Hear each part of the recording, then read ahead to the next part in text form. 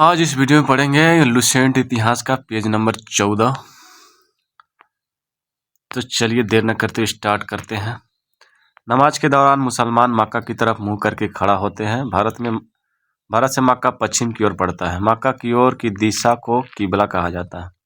इस्लाम धर्म के प्रमुख त्यौहार है ईद उल फितर, ईद उल अजहा, मिलाद उन नबी, हजरत मोहम्मद साहब की जन्म तिथि, मुहर्रम, अशूरा, शब बारात और शब मिराज आदि। अब आते हैं ईसाई धर्म को देखते हैं। ईसाई धर्म के संस्थापक ईसा मसीह हैं। वह प्रमुख ग्रंथ बाइबिल है। ईसा मसीह का जन्म जेरूशलम के निकट बैथलहेम नामक स्थान पर हुआ। ईसा के जन्म दिवस को क्रिसमस के रूप में मनाया जाता है। ईसा मसीह के माता का नाम मेरी और पिता का नाम जोसेफ है। ईसा ने अपने जीवन के प्रथम 30 वर्ष एक बढ़ई के रूप में बैथलहेम के निकट नाजरेथ इजराइल में बिताया। और ईसा मसीह के प्रथम 2 शिष्य थे एंड्रूस एवं पीटर। ईसा मसीह को सूली पर रोमन गवर्नर पोंटियस ने चढ़ाया। ईसा मसीह को 33 ईस्वी में सूली पर चढ़ाया गया। ईसाई धर्म का सबसे पवित्र चिन्ह क्रॉस होता है। और ईसाई त्रित्व में विश्वास रखते हैं। ईश्वर पिता, ईश्वर पुत्र, ईश्वर पवित्र आत्मा। नोट 12वीं शताब्दी में से फ्रांस में आरंभिक भवनों की तुलना में अधिक ऊंचे व हल्के चर्चों के निर्माण प्रारंभ हुए। वास्तुकला की यह शैली गोथिक नाम से जानी जाती है। इस वास्तुकलात्मक शैली के सर्वोत्कृष्ट उदाहरणों में से एक पेरिस का नोट्रे-डेम चर्च है। ईसाई धर्म का प्रमुख त्यौहार है ईस्टर, क्रिसमस, गुड फ्राइडे, शोक दिवस। पारसी धर्म के पैगंबर जरथुस्त्र ईरानी थे। इनके शिक्षाओं का संकलन जिंदावेस्ता नामक ग्रंथ में है, जो पारसियों का धार्मिक ग्रंथ है। इनके मूल शिक्षा का सूत्र है सद्विचार, सद्वचन, सद्कार्य। इसके अनुयायी एक ईश्वर अहूर को मानते हैं। इस धर्म के अनुयायी को अग्नि पूजक भी कहा जाता है। अब आइए मगध राज्य का उत्कर्ष देखते हैं। मगध के सबसे प्राचीन वंश के संस्थापक बृहदत्त था। इसकी राजधानी गिरिव्रज राजगृह थी।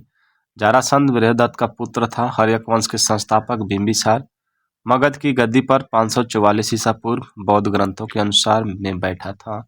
वह बौद्ध धर्म का अनुयायी था। यह प्रथम भारतीय राजा था जिसने प्रशासनिक व्यवस्था पर बल दिया। बिंबिसार ने ब्रह्मदत्त को हराकर अंगराज्य को मगध में मिला लिया। बिंबिसार ने राजगिरी का निर्माण कर उसे अपनी राजधानी बनाया। बिंबिसार ने मगध पर करीब 52 वर्षों तक शासन किया। महात्मा बुद्ध की सेवा में बिंबिसार ने राजवैद्य जीवक को भेजा। अवंती के राजा प्रद्योत जब पांडु रोग से ग्रसित थे, उस समय भी बिंबिसार ने जीवक को उनकी सेवा सुश्रुतता के लिए भेजा था। बिंबिसार ने व्यवहारिक संबंध स्थापित कर अपने साम्राज्य का विस्तार किया। इसने कौशल नरेश प्रसेनजीत की बहन महाकोशला से, वैशाली के चेटक की पुत्री चेलना से तथा मध्य प्रदेश आधुनिक पंजाब की राजकुमारी क्षेमा से शादी की। बिंबिसार की हत्या उसके पुत्र अजातशत्रु ने कर दी और वह 493 ईसा पूर्व में मगध की गद्दी पर बैठा। इसका उपनाम कोनिक था। वह प्रारंभ में जैन धर्म का अनुयायी था। अजातशत्रु ने 32 वर्षों तक मगध पर शासन किया। अजातशत्रु के सुयोग मंत्री का नाम वर्षकार था। इसी की सहायता से अजातशत्रु ने वैशाली पर विजय प्राप्त की।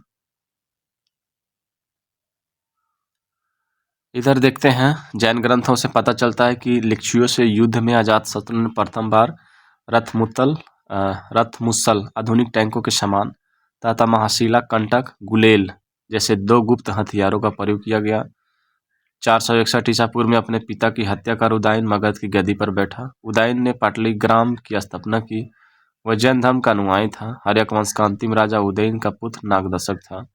नागदशक को उसके अमात्य शिशुनाग ने 412 ईसा पूर्व में अपदस्थ करके मगध पर शिशुनाग वंश की स्थापना की। शिशुनाग ने अपनी राजधानी पाटलिपुत्र से हटाकर वैशाली में स्थापित की। शिशुनाग का उत्तराधिकारी कालाशोक पुनः राजधानी को पाटलिपुत्र ले गया। शिशुनाग वंश का अंतिम राजा नंदीवर्मन था। नंद वंश का संस्थापक महापद्म नंद व अंतिम शासक घनानंद था।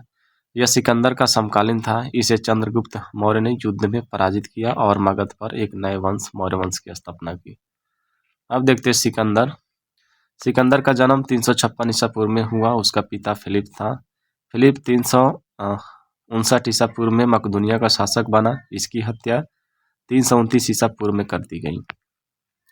सिकंदर अरस्तु का शिष्य था। सिकंदर ने भारत विजय का अभियान 326 ईसा पूर्व में प्रारंभ किया।